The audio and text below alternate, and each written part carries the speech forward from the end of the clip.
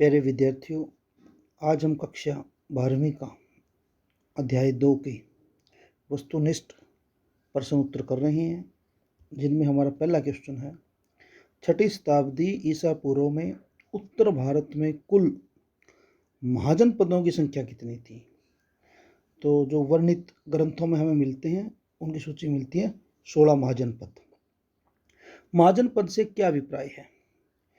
में जब अनेक जन मिलकर बड़े बड़े विशाल राज्य बन गए तो उनको बोला गया है महाजनपद।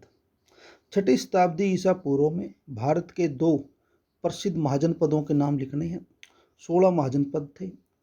अंग, मगध, काशी, कौशल, वज्जी, मल, चेदी, वत्स, कुरु, पंचाल, मत्स्य, सूरसेन, अस्मक, अवंती, गांधार और कंबोज।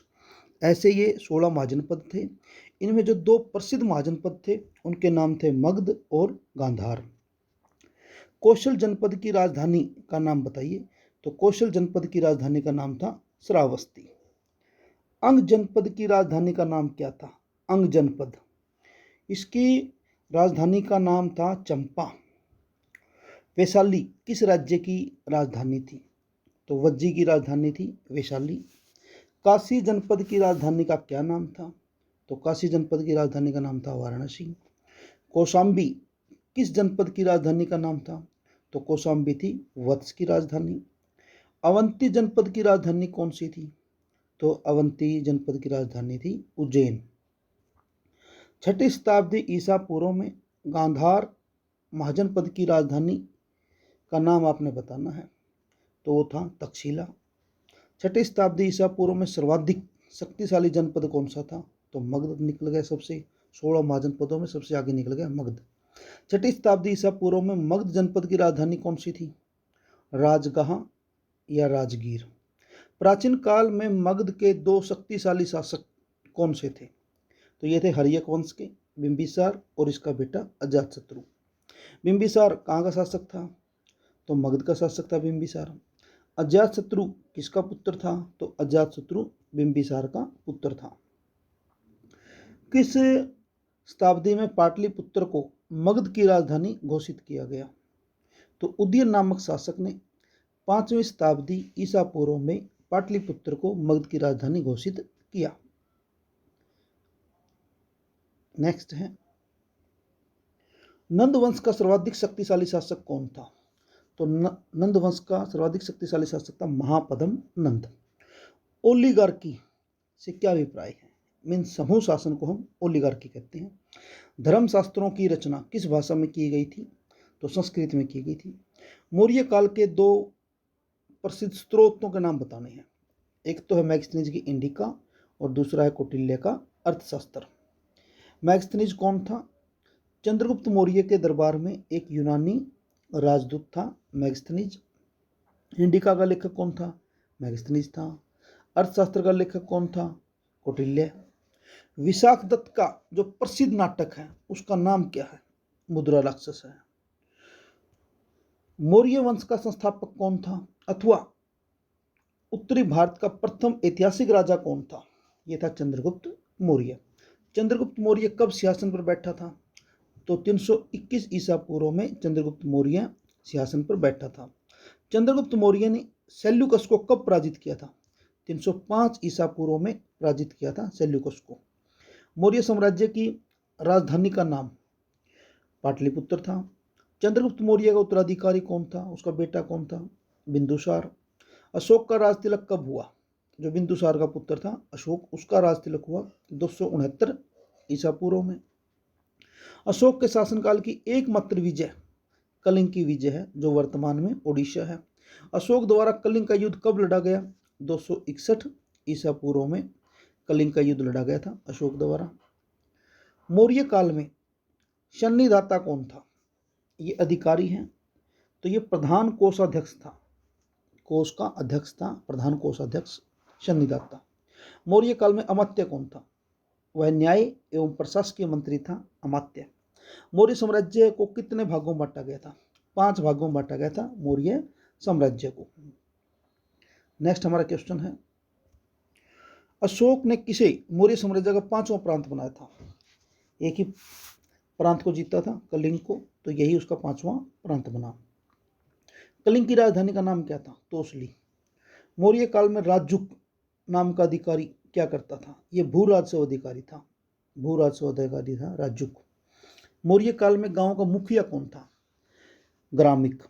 मौर्य काल में सैनिक प्रबंध के लिए कितनी उप समितियां गठित की गई थी?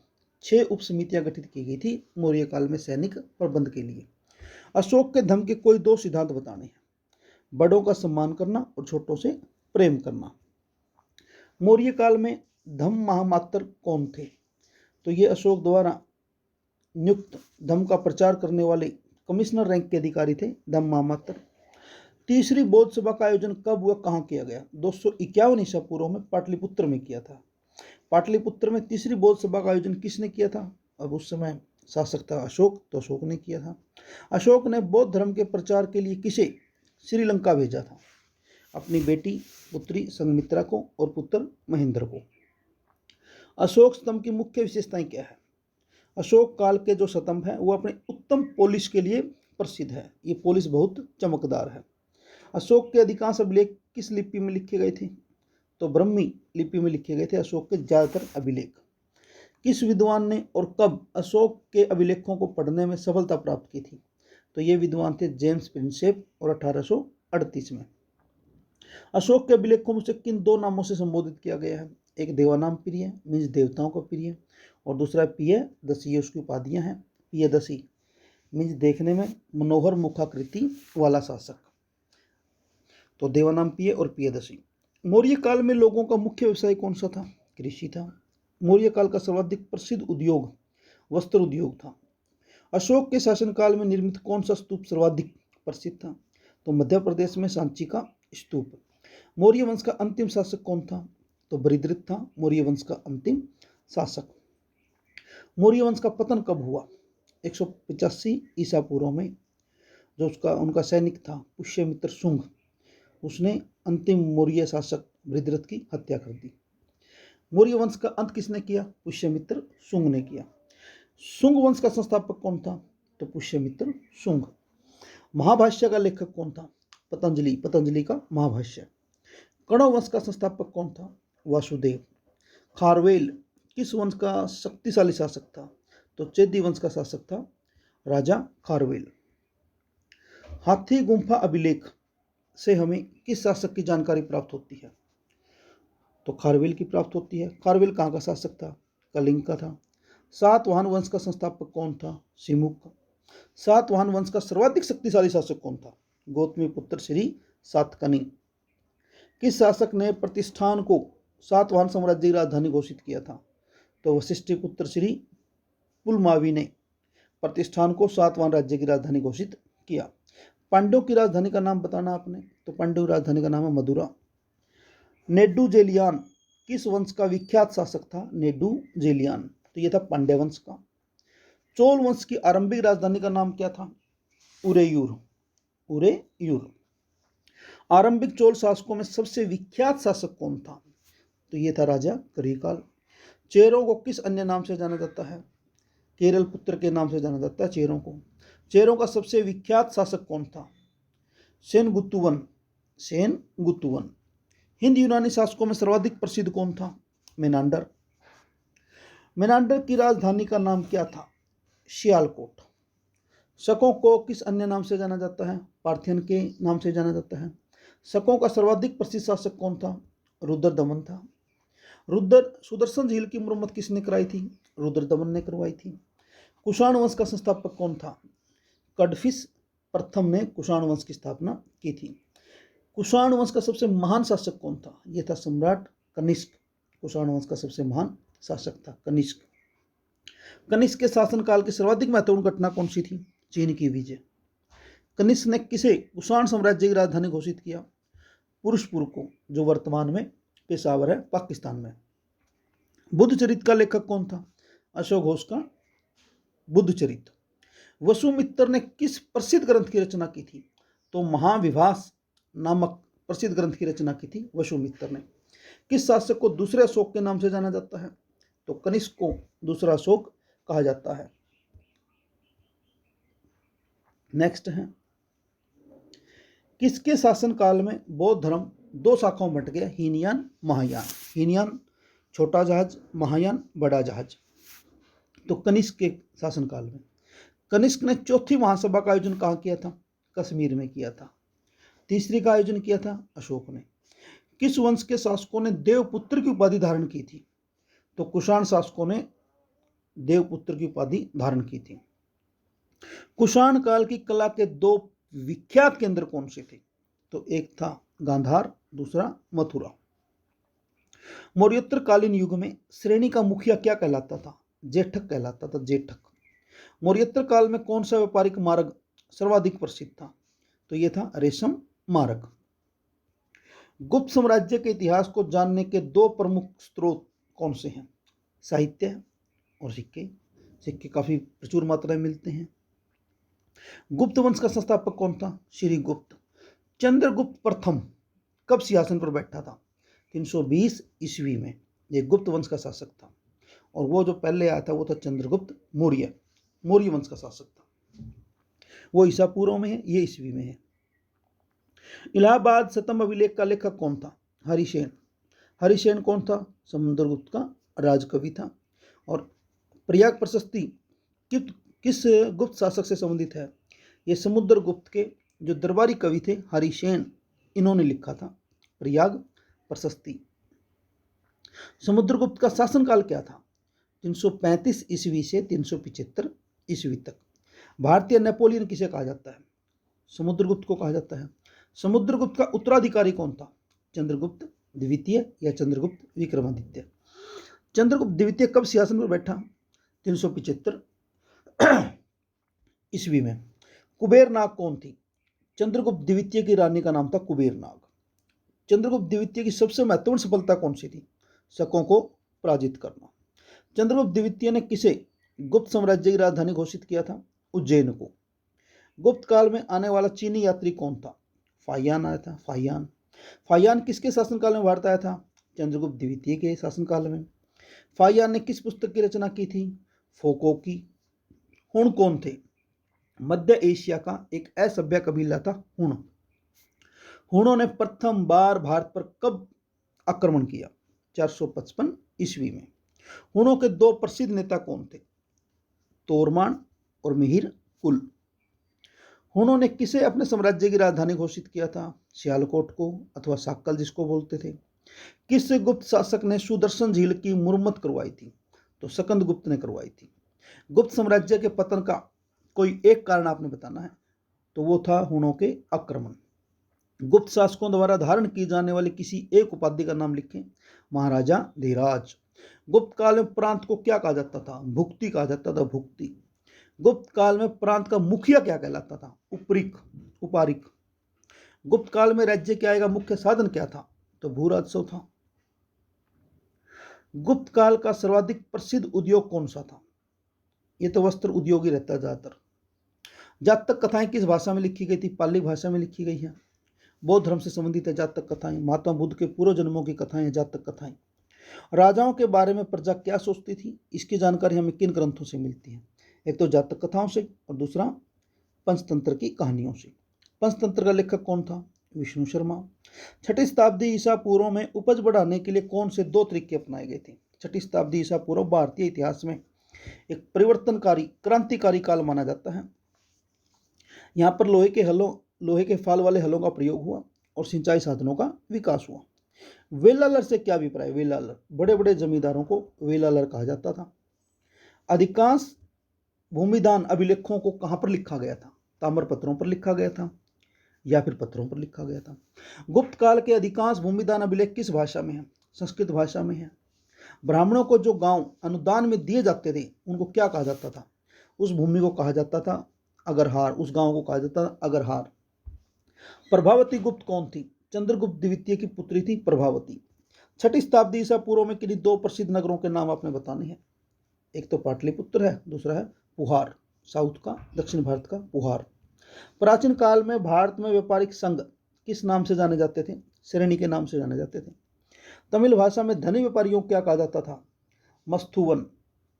प्राचीन काल में रोमन साम्राज्य में किन दो भारतीय वस्तुओं की बहुत मांग थी, एक काली मिर्च की और दूसरा वस्त्रों की। भारत में चांदी एवं तांबे के आहत सिक्के, जो भारत के सबसे प्राचीन सिक्के हैं, जिसको इंग्लिश में पंच मार्केट कॉइन बोलते हैं, सबसे पहले कब ढाले गए थे? ये ठप्पा मारकर बनाए जाते थे 6ठी शताब्दी ईसा पूर्व में। शासकों की प्रतिमा और नाम के सिक्के भारत में सर्वप्रथम किन शासकों ने जारी किए थे? हिंद यूनानी शासकों ने। भारत में किन शासकों ने सर्वप्रथम सोने के सिक्के जारी किए? तो कुषाण शासकों ने जारी किए। लेकिन अधिक मात्रा की बात करें तो गुप्त शासकों ने सर्वाधिक सिक्के जारी किए थे। प्राचीन काल में भारत में किन शासकों ने सर्वाधिक सोने के सिक्के जारी किए? शुरुआत की कुषाणों ने, लेकिन सर्वाधिक सिक्के जारी किए गुप्त शासकों ने। भारत में सोने के सिक्कों का प्रचलन कब हुआ? 6ठी शताब्दी ईस्वी में। नेक्स्ट है MCQs क्वेश्चन है, ये कर लेते हैं। 6ठी शताब्दी ईसा पूर्व में कुल कितने महाजनपद थे? 16 महाजनपद थे। महाजनपद से क्या भाव है? महाजनपद का मतलब है विशाल राज्य, बड़ा राज्य। 16 जनपदों का उदय किस काल में हुआ था? तो 6ठी शताब्दी ईसा पूर्व में हुआ था, बौद्ध काल में। 6ठी शताब्दी ईसा पूर्व में निम्नलिखित में से कौन सा राज्य राजतंत्र नहीं था? ये बताने कि राजतंत्र नहीं था, तो ये था मल। यहां पर गणतंत्र था, न कि राजतंत्र। 6ठी शताब्दी ईसा पूर्व में निम्नलिखित में से कौन सा राज्य गणतंत्र राज्य था? तो ऊपर तो नहीं था, राजतंत्र नहीं था, तो 3 तो ये राजतंत्र हो गए और 1 गणतंत्र हो गया। अब कहता है कि कौन कौन से गणतंत्र थे? मल था, पंचाल, अंग, उपरोक्त सभी, ये सभी गणतंत्र थे। कौन सा राज्य आरंभ में शक्तिशाली था? काशी था। काशी जनपद की राजधानी का नाम बताना है, तो काशी जनपद की राजधानी का नाम था वाराणसी। कौशल जनपद की राजधानी का नाम बताना है, कौशल, पहले हम पढ़ चुके हैं, श्रावस्ती। कौशल जनपद का सर्वाधिक शक्तिशाली शासक कौन था, जिसका उल्लेख आता है? वह है प्रसेनजित। चंपा किस जनपद की राजधानी थी? अंग जनपद की राजधानी थी चंपा। वज्जी संघ की राजधानी का नाम क्या था? वज्जी संघ की राजधानी, तो वज्जी संघ की राजधानी का नाम था वैशाली। कुशीनगर किस जनपद की राजधानी थी? कुशीनगर मल की थी, और मल गणतंत्र शासन व्यवस्था वाला राज्य था, जनपद था। कुरु जनपद की राजधानी कहाँ थी? इंद्रप्रस्थ थी कुरु जनपद की राजधानी। अंग जनपद की राजधानी कहाँ थी? ये पहले भी आ चुका है, चंपा अंग जनपद की राजधानी थी। कौशाम्बी किस जनपद की राजधानी थी? कौशाम्बी, तो वत्स की राजधानी थी कौशाम्बी। कुरु जनपद की राजधानी कौन सी थी? कुरु की, ये भी पहले आ चुका है। कुरु जनपद की राजधानी थी इंद्रप्रस्थ। चंड प्रद्योत महासेन का संबंध किस जनपद से था? अवंती से था, अवंती से चंड प्रद्योत महासेन। अवंती गणराज्य की राजधानी का नाम क्या था? उज्जैन। तक्षशिला किस राज्य की राजधानी थी? तक्षशिला थी गांधार की। 6ठी शताब्दी ईसा पूर्व में गांधार का शक्तिशाली शासक कौन था? पुरुषाति। 6ठी शताब्दी ईसा पूर्व में निम्नलिखित में से कौन सा जनपद शक्तिशाली नहीं था? अंग जनपद शक्तिशाली नहीं था। 6ठी शताब्दी ईसा पूर्व के अंत में निम्नलिखित में से कौन सा जनपद सर्वाधिक शक्तिशाली बना? तो यह निकल गया मगध। बिंबिसार कहाँ का शासक था? बिंबिसार मगध का शासक था। बिंबिसार का संबंध किस महाजनपद से था? तो मगध से था। बिंबिसार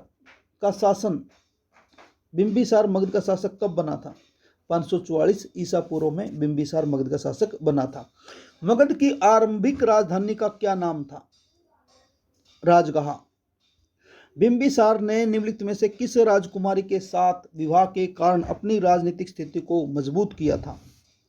तो उसकी राजकुमारियों के नाम है कौशल देवी, चेलना, केस्मा, उपरोक्त सभी। बिंबिसार की कौन सी रानी लिच्छवी वंश से संबंधित थी? तो लिच्छवी वंश से संबंधित थी चेलना। बिंबिसार के संबंध में निम्नलिखित में से कौन सा तथ्य गलत है? तो सेकंड गलत है, पहला सही है। उसने 544 ईसा पूर्व से 492 ईसा पूर्व तक शासन किया, ये बात सही है। उसने लिच्छवी वंश की रानी चेलना से विवाह करके दहेज के रूप में काशी को प्राप्त किया, ये गलत है। तो इसका यही आंसर आएगा। गलत पूछा है, कौन सा तथ्य गलत है। उसने राजगाह को अपनी राजधानी बनाया, ये बिल्कुल सही है। उसके पुत्र अजातशत्रु ने उसकी हत्या की थी, ये भी बिल्कुल सही है। बिंबिसार का उत्तराधिकारी कौन था? अजातशत्रु था। अजातशत्रु का संबंध किस महाजन पद से था? तो मगध से था। अजातशत्रु का निवृत्त में से किस राज्य के साथ लंबे समय तक संघर्ष चला? तो कौशल के साथ चला था। मगध एवं कौशल राज्य में निम्नलिखित में से किस प्रदेश के कारण एक लंबा संघर्ष चला? वो प्रदेश था काशी। काशी के लिए संघर्ष हुआ था मगध एवं कौशल में। अजातशत्रु को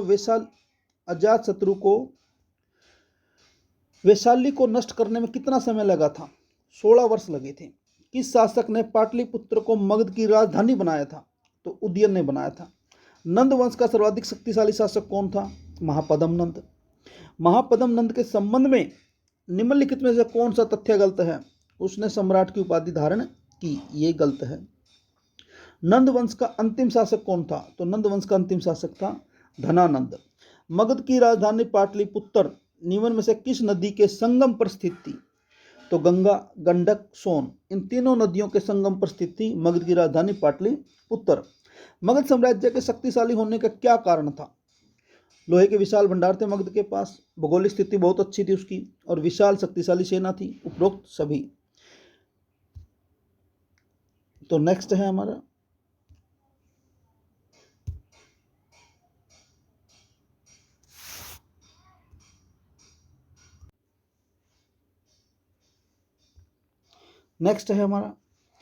निम्नलिखित में से किसे मौर्य युग का स्रोत माना जाता है?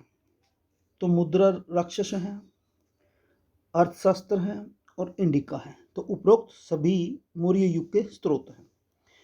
मैगस्थनीज कौन था? तो मैगस्थनीज एक यूनानी राजदूत था। मैगस्थनीज किस देश का रहने वाला था? तो मैगस्थनीज यूनान का रहने वाला था। मैगस्थनीज ने किस शासक के दरबार में एक यूनानी राजदूत के तौर पर रहा था? तो चंद्रगुप्त मौर्य के दरबार में। किस यूनानी शासक ने मैगस्थनीज को एक राजदूत के रूप में चंद्रगुप्त मौर्य के दरबार में भेजा था? तो सेल्यूकस निकेटर ने। इंडिका का लेखक कौन है? मैगस्थनीज। मैगस्थनीज की प्रसिद्ध रचना का नाम है इंडिका। कौटिल्य द्वारा लिखित ग्रंथ हमें पता ही है, अर्थशास्त्र है। अर्थशास्त्र का लेखक कौन था? कौटिल्य था। कौटिल्य का अर्थशास्त्र प्रमुखता वर्णन करता है। भाई किस विषय का ग्रंथ है ये नाम जरूर इसका अर्थशास्त्र है, लेकिन ये राजनीति का ग्रंथ है। मुद्रा राक्षस का लेखक कौन था? मुद्रा राक्षस का, तो मुद्रा राक्षस का लेखक था विशाखदत्त। मौर्य साम्राज्य का संस्थापक कौन था? चंद्रगुप्त मौर्य।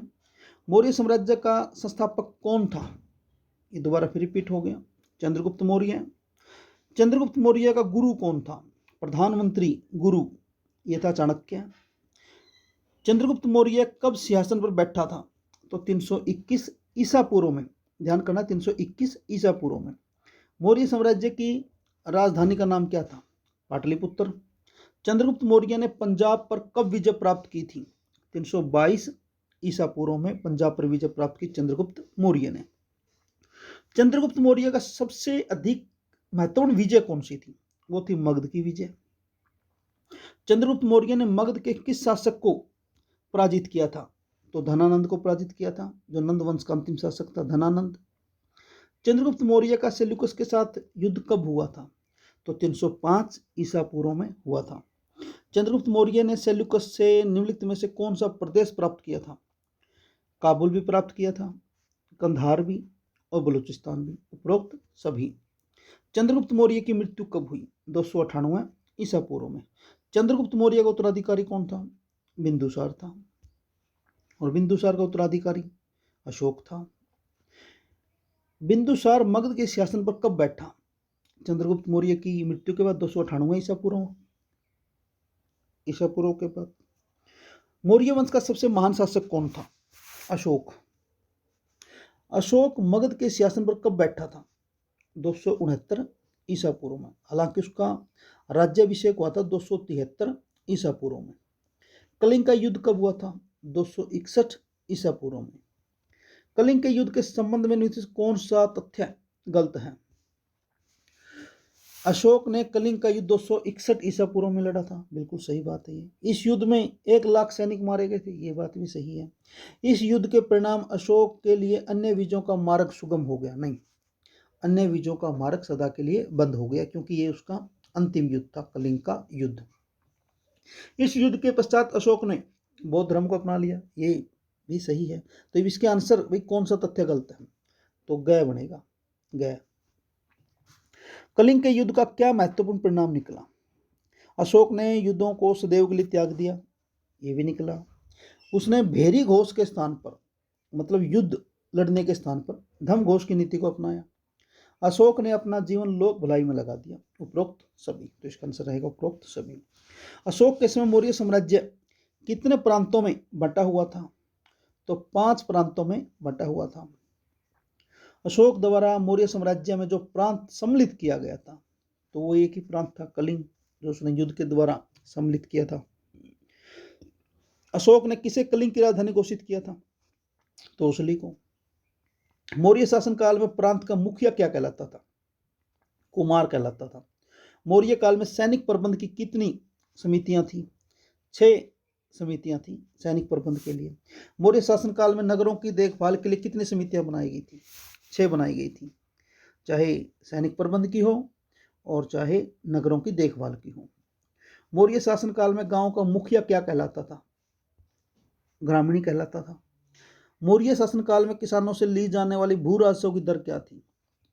1/6 से 1/4 भाग तक लिया जाता था। मौर्य शासन काल में समाहर्ता का कार्य क्या था? समाहर्ता का, वह कर निर्धारण का सर्वोच्च अधिकारी था, समाहर्ता। अशोक ने धर्म का प्रचलन क्यों किया था?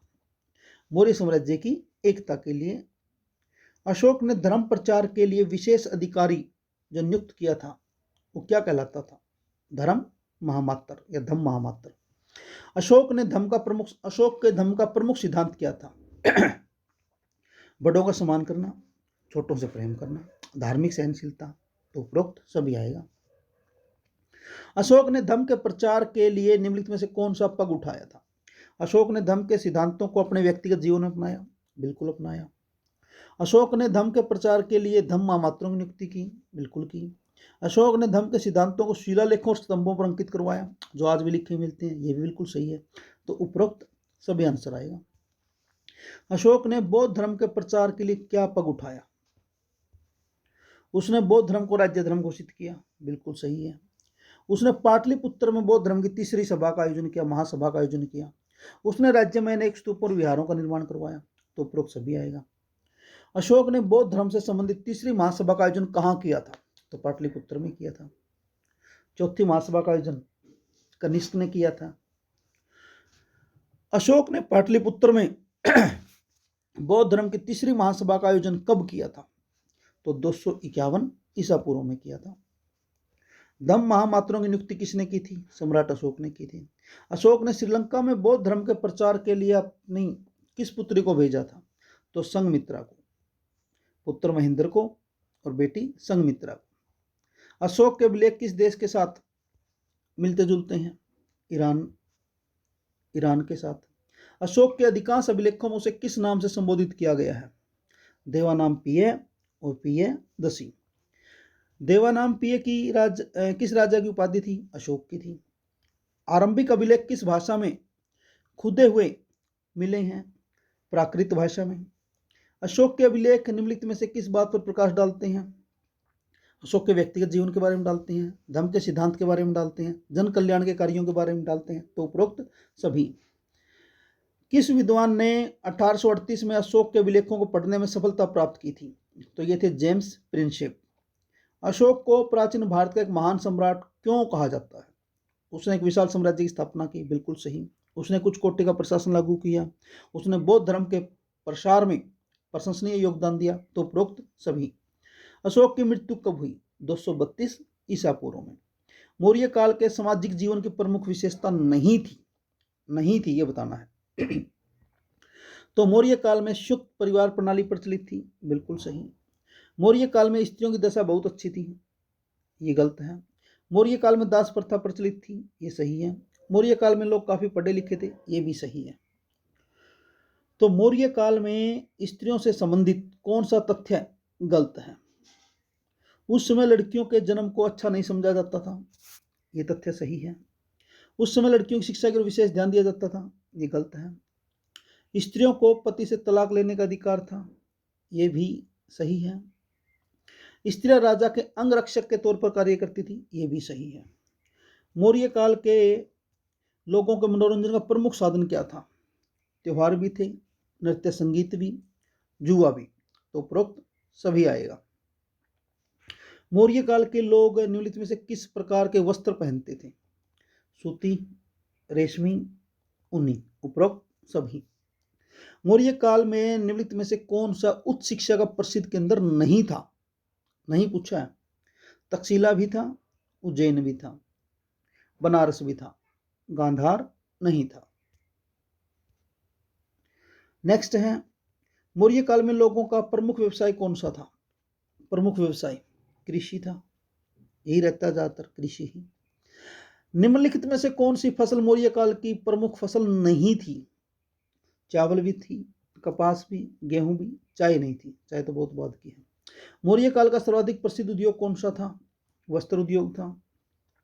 मौर्य काल में जो श्रेणी का प्रमुख था वो क्या कहलाता था? जेठक कहलाता था, जेठक। मौर्य काल में निम्नलिखित में से किस देश के साथ व्यापार प्रचलित था? सीरिया के साथ भी होता था, मिस्र के साथ भी, रोम के साथ भी, तो उपरोक्त सभी आएगा। मौर्य काल का प्रसिद्ध उच्च शिक्षा का केंद्र था तक्षशिला, बनारस, उज्जैन, अभी ऊपर आए थे ये, तो उपरोक्त सभी आएगा। मौर्य काल में निम्नलिखित में से किस वस्तु का निर्यात नहीं किया जाता था? तो हीरे, मोती, वस्त्र, चाय, चाय तो थी नहीं, तो ये आंसर इसका आएगा चाय।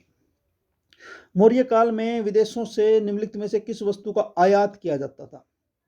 सोना, चांदी, मूल्यवान पत्थर। श्रीनगर और Lalita Patan, very very important question है। श्रीनगर और ललिता पाटन नामक नगरों की स्थापना किस शासक ने की थी? तो ये की थी सम्राट अशोक ने। मौर्य वंश के पतन का क्या कारण था? मौर्य वंश के पतन का कारण, एक तो ब्राह्मणों का विरोध, क्योंकि जो अंतिम मौर्य सम्राट है, शासक है बृहद्रथ, उसकी हत्या पुष्यमित्र शुंग ने की थी, और पुष्यमित्र शुंग ब्राह्मण था। वित्तीय संकट, विदेशी आक्रमण, उपरोक्त सभी। मौर्य साम्राज्य का अंतिम शासक कौन था? तो बृहद्रथ था। मौर्य वंश का अंत कब हुआ था? 185 ईसा पूर्व में मौर्य वंश का अंत हुआ था। मौर्य वंश का अंत किसने किया? पुष्यमित्र शुंग ने किया। खारवेल किस वंश का शक्तिशाली शासक था? खारवेल चेदी वंश का। सातवाहन वंश का संस्थापक कौन था? तो सिमुक ने स्थापना की थी सातवाहन वंश की। सिमुक ने कणव वंश के किस शासक का वध करके सिंहासन प्राप्त किया था? तो सुशर्मन का।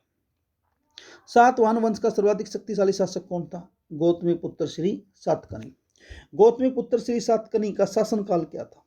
तो 106 ईस्वी से 130 ईस्वी तक इसने शासन किया था। गौतमी पुत्र श्री सातकर्णी क्यों प्रसिद्ध था? उसने शकों को पराजित किया, उसने न्यायपान को कड़ी पराजय दी, और उसने एक कुशल प्रशासन स्थापित किया था, तो उपरोक्त सभी आ जाएगा इसका आंसर। किस सातवाहन शासक ने प्रतिष्ठान को अपनी राजधानी घोषित किया था? तो वशिष्ठ पुत्र श्री पुलमावी ने, ये पहले भी हम पढ़ चुके हैं। पांड्यों की राजधानी का नाम क्या था? मदुरा था। निम्नलिखित में से कौन पांड्यों का प्रसिद्ध शासक था? नेडू-जेलियान। नेडू-जेलियान। पांड्य शासकों ने निम्नलिखित में से किस रोमन सम्राट के दरबार में अपने राजदूत भेजे थे? तो ऑगस्टस सीजर के दरबार में भेजे थे। चोल राज्य किन दो नदियों के मध्य स्थित था? चोल राज्य पेन्नार और वेलार, इन दो नदियों के मध्य चोल राज्य स्थित था। चोलों की आरंभिक राजधानी कौन सी थी? उरेयूर, ये भी पहले आ चुका है, उरेयूर। किस चोल शासक ने पुहार को चोल साम्राज्य की राजधानी बनाया था? तो उसका नाम था करिकाल। करिकाल किस वंश का विख्यात शासक था? चोल शासक था करिकाल। सेनगुत्तुवन किस वंश का प्रसिद्ध शासक था? चेर शासक था सेनगुत्तुवन। मेनांडर की राजधानी कौन सी थी? शाक्कल थी, शाक्कल। रुद्रदामन किस वंश का शक्तिशाली शासक था? शक शासक था रुद्रदमन या रुद्रदामन। कुषाण किस जाति से संबंधित है? कुषाण ये मध्य एशिया की चीन की तरफ से है, यूची जाति से संबंधित है कुषाण। कुषाण वंश का संस्थापक कौन था? कडफिस प्रथम। कुषाण वंश का सबसे महान शासक कौन था? तो ये था सम्राट कनिष्क। कनिष्क के साम्राज्य की राजधानी कौन सी थी? तो पुरुषपुर थी, वर्तमान में पेशावर। पुरुषपुर किस शासक की राजधानी थी? अभी हमने ऊपर पढ़ा है, कनिष्क की राजधानी थी पुरुषपुर। कनिष्क की सर्वाधिक महत्वपूर्ण विजय कौन सी थी? चीन की विजय उसकी सबसे महत्वपूर्ण विजय थी। कनिष्क ने चीन के निम्नलिखित में से किस प्रदेश पर अधिकार कर लिया था? कासगर, यारकंद और खोतान, इन सभी पर अधिकार कर लिया था कनिष्क ने। चीनी बौद्ध सभा किस शासक ने आयोजित की थी? तो कनिष्क ने की थी। चौथी बौद्ध सभा किस शासक ने आयोजित की थी? तो सम्राट कनिष्क ने आयोजित की थी। तीसरी सम्राट अशोक ने की थी। कनिष्क के शासनकाल में बौद्ध धर्म से संबंधित चौथी महासभा कहाँ बुलाई गई थी? कश्मीर में बुलाई गई थी। दूसरा अशोक किसे कहा जाता है? तो सम्राट कनिष्क को कहा जाता है दूसरा अशोक। गांधार कला का जन्म और विकास हुआ था कनिष्क के शासनकाल में। गांधार कला का, गांधार शैली में सर्वाधिक मूर्तियां किसकी बनाई गई? तो ये महात्मा बुद्ध की बनाई गई। कुषाण काल में कला का मुख्य केंद्र था? तो कुषाण काल में दो थे,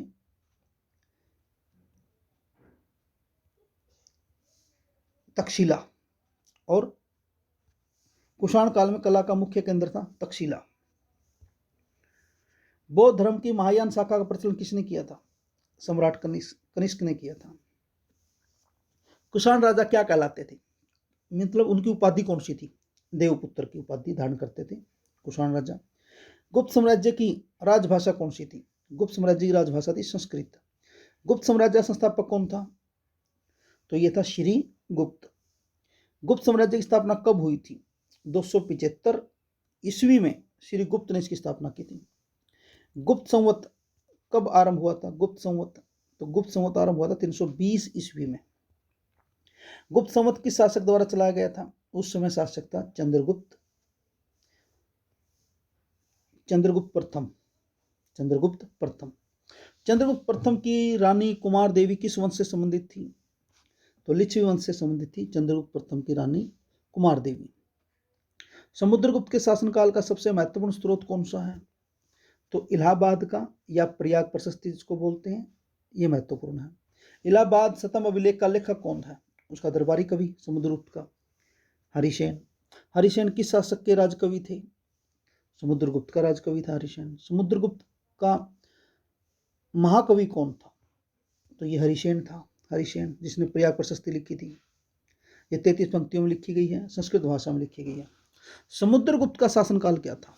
335 से 375 ईस्वी। भारतीय नेपोलियन किसे कहा जाता है? समुद्रगुप्त को कहा जाता है। समुद्रगुप्त को भारतीय नेपोलियन की संज्ञा किसने दी थी? डॉक्टर वीए स्मिथ ने समुद्रगुप्त को भारतीय नेपोलियन की संज्ञा दी थी। किस गुप्त शासक ने अश्वमेध यज्ञ किया था? तो समुद्रगुप्त ने किए थे अश्वमेध यज्ञ। समुद्रगुप्त की राजधानी का नाम क्या था? पाटलिपुत्र। समुद्रगुप्त की प्रसिद्धि का मुख्य कारण क्या था? उसने एक विशाल साम्राज्य की स्थापना की, बिल्कुल सही। उसने सभी धर्मों के प्रति सहनशीलता की नीति अपनाई, ये भी सही। उसने कुछ कोटि के शासन की स्थापना की, ये भी सही। उपरोक्त सभी। समुद्रगुप्त का उत्तराधिकारी कौन बना? चंद्रगुप्त द्वितीय या चंद्रगुप्त विक्रमादित्य। महरौली लौह स्तंभ का संबंध किससे है? जो दिल्ली के अंदर महरौली का लौह स्तंभ है, इसका संबंध है चंद्रगुप्त द्वितीय से, क्योंकि इसमें चंद्र नाम के एक राजा का उल्लेख हुआ है, तो उसका तालमेल इतिहासकारों ने चंद्रगुप्त द्वितीय से बैठाया है। चंद्रगुप्त द्वितीय सिंहासन पर कब बैठा था? 375 ईस्वी में। कुबेर नाग कौन थी? कुबेर नाग चंद्रगुप्त द्वितीय की रानी थी। शकों को पराजित करने वाला गुप्त शासक कौन था?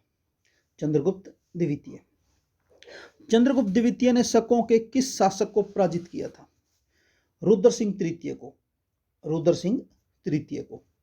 चंद्रगुप्त द्वितीय ने शकों को पराजित करके निम्नलिखित में से किस क्षेत्र पर अधिकार कर लिया था? मालवा भी जीता उसने, गुजरात, काठियावाड़, उपरोक्त सभी। चंद्रगुप्त द्वितीय ने शकों को पराजित करके निम्नलिखित में से किस उपाधि को धारण किया था? तो विक्रमादित्य की उसने उपाधि धारण की थी। शिकारी की उपाधि किस गुप्त सम्राट ने धारण की थी? तो ये की थी चंद्रगुप्त द्वितीय ने। चंद्रगुप्त द्वितीय ने किसे गुप्त साम्राज्य की राजधानी घोषित किया? उज्जैन को। चंद्रगुप्त विक्रमादित्य के शासनकाल में कौन सा जो चीनी यात्री भारत में आया था? तो वो आया था फायान। फायान किस देश का यात्री था? चीन का था। फायान भारत कब आया था? 405 ईस्वी में आया था। फायान द्वारा लिखी गई पुस्तक का नाम बताना है। फोको की। चंद्रगुप्त द्वितीय की मृत्यु कब हुई थी? 415 ईस्वी में। हुण कौन थे? हुण मध्य एशिया का एक कबीला था। हुणों ने भारत पर प्रथम बार आक्रमण कब किया था? 455 ईस्वी में किया था। हुणों का प्रसिद्ध नेता कौन था? मिहिर कुल। भारत में हुणों की राजधानी कौन सी थी? सियालकोट।